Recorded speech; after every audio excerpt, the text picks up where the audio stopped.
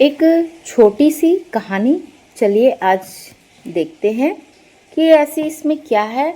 तो इसका जो शीर्षक है उसको मैं बता देती हूँ कि ये मित्र की सलाह है।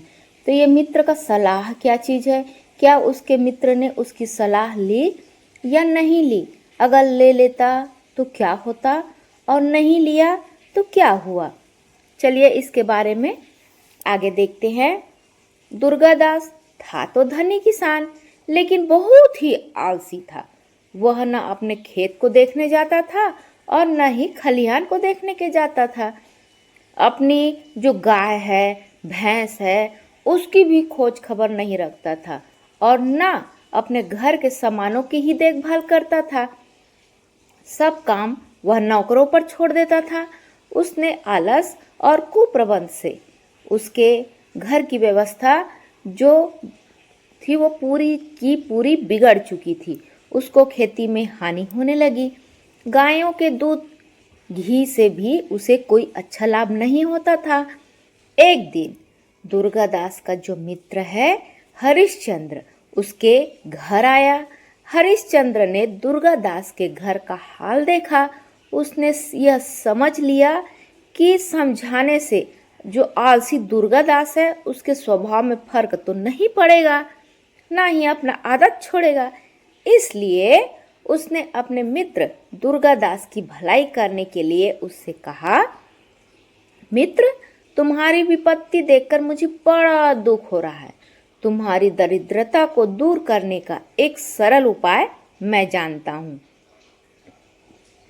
दुर्गादास कहता है, अच्छा, तो कृपा करके वह उपाय क्या है मुझे बता दो, मैं उसको अवश्य करूँगा। तो हरिश्चंद्र है, उन्होंने कहा कि सब पक्षियों के जागने से पहले ही मानसरोवर पर रहने वाला एक सफेद हंस पृथ्वी पर आता है। वह दोपहर दिन चढ़े लौट जाता है। यह तो पता नहीं कि वह कब कहाँ से आएगा, लेकिन जो उसका दर्शन कर लेता है उसको कभी किसी बात की कमी नहीं होती। दुर्गादास कहता है, कुछ भी हो, मैं उस हंस का दर्शन अवश्य करूंगा। इतना कहकर हरिश्चंद्र वहां से चले गए। दूसरे दिन दुर्गादास बड़े सवेरे उठा। वह घर से बाहर निकला और हंस की खोज में खलिहान में गया। तो वहां उसने देखा कि एक आदमी उसके ढेर से गेहूं अपने ढेर में डालने के लिए उठा रहा था। दुर्गादास को देखकर वह शर्मा गया, लज्जित हो गया और वह उससे क्षमा मांगने लगा। खलिहान से वो घर लौट आया और गौशाला में गया। वहां का रखवाला गाय का दूध दूहकर अपनी स्त्री के लोटे में डाल रहा था। अब दुर्गादास ने उसे डांटा। घर पर जलपान करके हंस की खोज में वह फिर से निकला और खेत पर गया। तो वह देखता है कि खेत पर अब तक मजदूर आए ही नहीं थे। वह वहां रुक गया। जब मजदूर आए तो उन्हें देर से आने का उन्हें उलाहना दिया, उनको प्रताड़ित किया। इस प्रकार वह जहां गया वहीं उसकी कोई न कोई हानि रुक गई। सफेद हंस की खोज में दुर्गादास रोज सवेरे उठने लगा और घूमने लगा। अब उसके नौकर ठीक काम करने लगे। उसके यहाँ चोरी होनी बंद हो गई। पहले वह रोगी रहता था, अब उसका स्वास्थ्य भी ठीक हो गया। जिस खेत से उसे 10 मन अन्न मिलता था, अब उससे 25 मन मिलने लगा। गौशाला से दूध बहुत सारे आने लगे।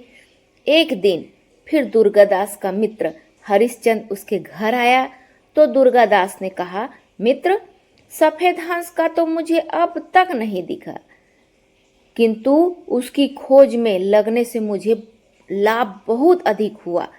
हरिश्चंद्र हंस पड़े और बोले, परिश्रम करना ही वह सफेद हंस है। परिश्रम के पंख सदा उजले होते हैं। जो परिश्रम न करके अपना काम नौकरों पर छोड़ देता है वह हानि उठाता है, और जो खुद परिश्रम करता है और जो स्वयं नौकरों की देखभाल करता है वह संपत्ति और सम्मान पाता है। तो इस तरह से वो सफ़ेद हंस की तलाश में अपना खोया हुआ धन, सम्मान, इज्जत सभी पाने लगा, यहाँ तक कि उसका स्वास्थ्य भी ठीक होने लगा।